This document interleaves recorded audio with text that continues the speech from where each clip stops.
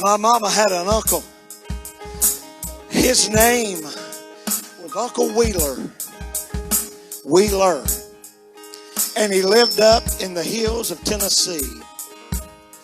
And he was a moonshiner. And he was the meanest man in the county. He didn't care who you were. He didn't like nobody. He didn't even like himself. Preachers would try to go witness to him. Say, Mr. Wheeler, you got to give your heart to Jesus. And he'd say, get the blankety blank out of my house and don't you ever come back. But Mr. Wheeler, Jesus died for you. I said, get out. They say he even picked one up by his belt loop and the back of his shirt and slung him out the door. One night his nephew, my mom's cousin, gets a phone call and it's Uncle Wheeler Marson. And Uncle Wheeler is crying uncontrollably and he can't stop crying. Now don't y'all laugh at this. I can't help my family from Tennessee's got weird names. But my mama's cousin's name is Watty. Don't worry about it. I just don't even let it cross your mind again. But Watty, I don't know why they got. But he called him. And Watty said that when I got there, the house was scorching hot. As soon as I walked in the door, he said, I just started flooding with sweat.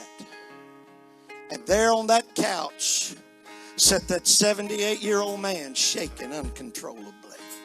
Remember what I told you the other night about getting them visitations from God and them uncontrollable shakes? The Quakers. And he said, Uncle Wheeler, what's wrong?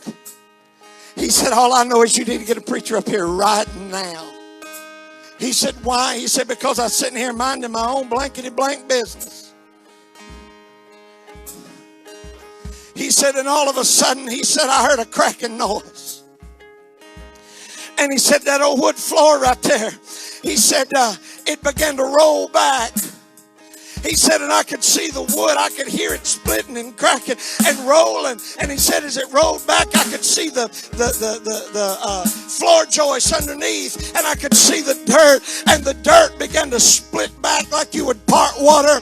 And he said, I could see down and it began to go. And all of a sudden, the worst heat I've ever experienced in my life. This 78-year-old man is sitting there drenched in sweat. His nephew has come over and he's now drenched in sweat because the house is so hot. And he said as that heat began to rise up out of that floor, he said I began to hear the most horrible sounds that I ever heard in my life. I began to hear people screaming, hollering, save me, God, save me. God, forgive me. He said I could also hear deep roaring laughs saying it's too late. It's too late. He can't forgive you now.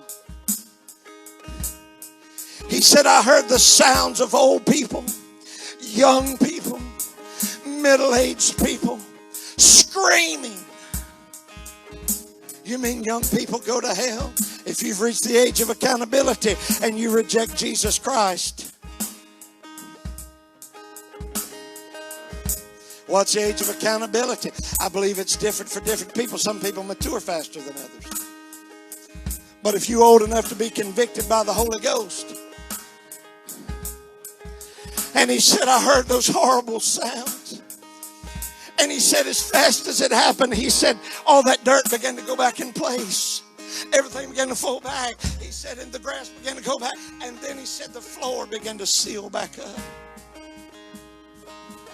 And he said, I heard a voice say, this is it, your last chance. Get saved now, or this is where you'll spend eternity. He said, what if you don't get a preacher up here right now? I'm afraid I might die. He said, I'm 78 years old. He said, I've been mean to people. I ain't loved nobody. I don't even like you. He said, but I know I got to get right with God. He said, because I don't want to go to that awful place. Oh, no, preacher. Preacher said, I ain't coming up there. Said, he's too mean.